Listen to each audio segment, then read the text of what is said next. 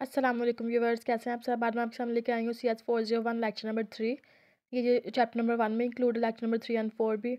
ये एक ऐसा आर्किटेक्चर है जो कि 16 बिट का होता है, IAPX88, और इसको हम 8088 भी कहते हैं। ठीक है, ये पहला आर्किटेक्चर है जो कि IBM PC में इस्तेमाल किया गया था सबसे पहले। अब IAPX88 स्टैंड फॉर क्या है? Intel advance processor extension 88। हम इसे इंटेल एडवांस प्रोसेसर एक्सटेंशन 88 कहते हैं। कंप्लीट। इसी तरह 8088 16 बिट का प्रोसेसर है, जबकि 386 जो है दूसरी साइड पे ये 32 बिट का प्रोसेसर है। ये MCQs में आ सकता है, मोस्ट रिपीटेड MCQ है। अब हिस्ट्री की बात की जाए तो सबसे पहले 4 बिट का प्रोसेसर बनाया गया था। उसके बाद जो मीनिंगफुल प्रोसेसर बना था 8080 था, जो कि 8 बिट प्रोसेसर था। इस तरह फिर बाद में 8080 में नए फीचर्स को ऐड किया गया, तो फिर 8085 बन गया, जो कि बहुत पॉपुलर था इंजीनियरिंग कम्युनिटी में। और फिर बाद में इंटेल ने इंट्रोड्यूस करवाया 16 बिट प्रोसेसर, जिसे हम 8088 कहते हैं। अब जो फर्स्ट मशीन थी वो रन की थी 4.43 मेगाहर्ट्ज़। ये MCQ है, most important. Next register architecture में IAPX88 आर्किटेक्चर जो है वो 14 रजिस्टर्स पे मुश्तमिल होता है। CS DS SS ES IP SP BP SI DI, इस तरह से कंप्लीट। नेक्स्ट की वन है फ्लैग रजिस्टर का। पता है आपको कि अगर वहाँ पे इतनी स्पेस ना हो तो हम फ्लैग रजिस्टर यूज़ करते हैं, ताकि हम एक एक्स्ट्रा डाटा ऐड कर सकें। जैसे 2+3 की मैंने एग्जांपल दी थी कि 2+, लेकिन स्पेस 4 की थी, लेकिन हमें करना 5 था ऐड। तो इस तरह से एक जो होगा वो फ्लैग में होगा स्टोर। एक्स का मैंने बताया था कि ये इंडेक्स कहलाता है। जहाँ पे भी एक्स आ जाए वो उसे हम क्या कहते हैं? इंडेक्स। अब इस तरह से AX BX CX and DX जो ये जनरल रजिस्टर्स हैं, जनरल पर्पस के लिए यूज़ होते हैं। लिखा हुआ behave as general purpose register. अब पहले हम एक्स को इंडेक्स के तौर पर जाहिर करते थे, जो कि 8 बिट का था, लेकिन अब हम इसको 16, क्योंकि 16 रजिस्टर का हो गया, 16 बिट का, तो इस तरह से इसको अब नया नाम देंगे एक्सटेंडेड मीनिंग, क्योंकि ये एक्सटेंड हो गया 8+8 यानी 16 बिट रजिस्टर। यानी कि हमने इसमें 8 बिट जो है मज़ीद इजाफा किया है। अब नेक्स्ट है AX क्या कहलाता है? एक्यूमुलेटर। एक्स मतलब extension, extended accumulator. BX base memory addressing. CX counter यानी ऑटोमेटिक काउंट करता है। DX destination extended. Next topic है इंडेक्स रजिस्टर, यानी source index and destination index. Source यानी कि स्टार्टिंग पॉइंट, और डेस्टिनेशन इंडेक्स मतलब कि जहाँ पे हमें लास्ट वाला पॉइंट, जहाँ पे हमें आउटपुट मिलती है। अब हमने डाटा कहाँ से पकड़ना है? सोर्स से, और डाटा को प्रोसेस करके कहाँ तक पहुँचाना है? डेस्टिनेशन इंडेक्स तक। अब नेक्स्ट है इंस्ट्रक्शन पॉइंटर, मतलब कि special register containing the address of next instruction to be executed, यानी कि अगले इंस्ट्रक्शन का एड्रेस देता है ये। नेक्स्ट है स्टैक पॉइंटर। ये एक मेमोरी पॉइंटर है जो कि indirectly by set of instructions के लिए यूज़ होता है। नेक्स्ट बेस पॉइंटर, ये भी मेमोरी पॉइंटर है जो कंटेन करता है एड्रेस को, स्पेशल एरिया ऑफ मेमोरी को, जो कि स्टैक कहलाता है। फ्लैग्स का मैं पहले आपको बता चुकी हूँ, बहुत इंपॉर्टेंट टॉपिक है। जैसा कि हमारे पास मेमोरी में स्पेस 4 की है, लेकिन हमें करने 5 हैं, तो हम एक जो ऐड करेंगे वो हम फ्लैग रजिस्टर में ऐड करेंगे डाटा। मिसाल के तौर पर यहाँ पे कैरी कैरी मतलब कि 16 डाटा है, लेकिन हमें करना 17 है, तो एक जो होगा वो फ्लैग में रजिस्टर होगा कैरी लेकर। अब पैरिटी क्या होता है? ये 1 बिट बाइनरी नंबर होता है, या तो ये ऑड होता है या फिर इवन होता है। नेक्स्ट ऑक्सिलरी कैरी में क्या होता है कि अगर हमारे पास बेस 16 है, तो ये रिप्रेजेंट करता है 4 बिट्स को। Collection of 4 bit is called nibble. अब एक निबल दूसरी निबल की तरफ जाने को हम क्या कहते हैं? Auxiliary carry.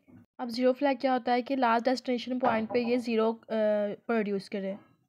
अब साइन फ्लैग में क्या होता है कि नेगेटिव जो नंबर होता है, पॉजिटिव नंबर 0 से शो होता है और नेगेटिव 1 से, और लास्ट डेस्टिनेशन इसमें कॉपी हो जाती है साइन फ्लैग में।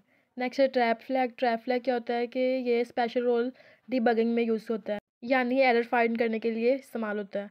इंटरप्ट फ्लैग क्या होता है? ये बताता है कि हमें कहाँ पे प्रोसेस से इंटरप्ट हुआ है। डायरेक्शन फ्लैग क्या होता है? ये हमें बताता है डायरेक्शन को, यानी कि टॉप टू बॉटम हो रहा है या ऑपरेशन, या बॉटम टू टॉप।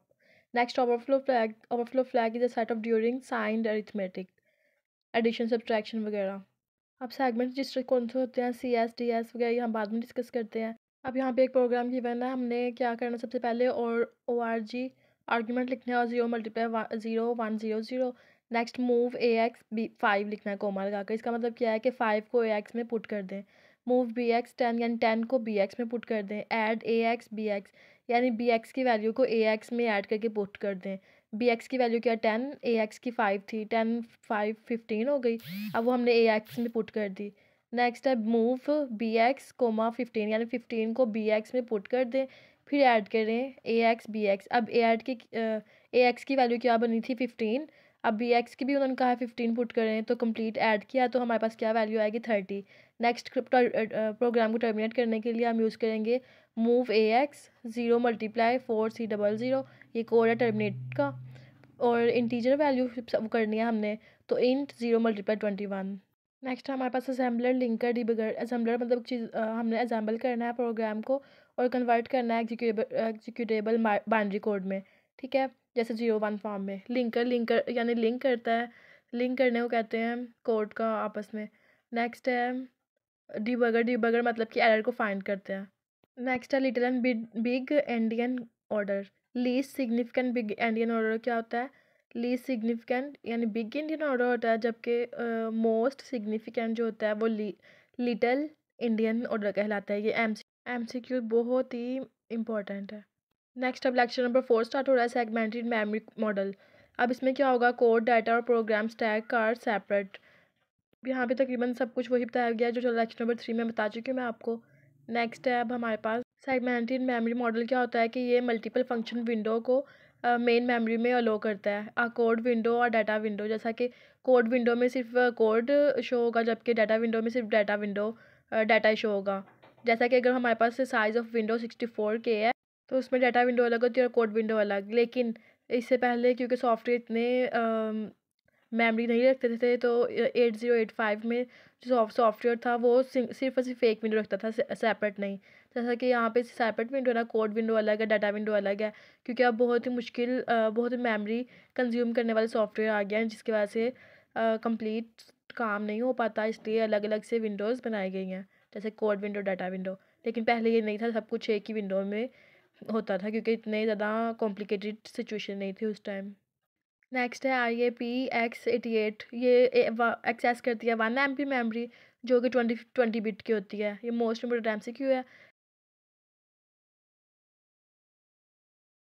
ये यहाँ पे 16 बिट यूज़ कर रहे होते हैं। अब नेक्स्ट है कि एड्रेस रैप राउंड क्या होता है, कि फ़र्ज़ करें अगर हमने डाटा को स्टोर किया है 2 + 3 = 5, लेकिन हम वहाँ पे स्पेस सिर्फ 4 की है और एक कैरी आ जाता है। अब वो कैरी रखने की यहाँ पे स्पेस नहीं है, तो हम डाटा को वो कैरी यहाँ पे स्टोर नहीं करते, यानी वो ज़ाया हो जाता है, तो उसे हम रैप राउंड कहते हैं एड्रेस।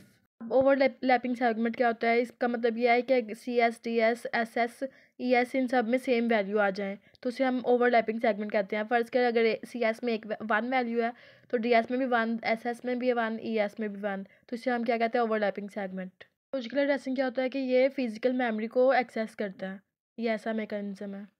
आज का हमारा लेक्चर बस यहीं तक था। ओके, अल्लाह हाफिज़।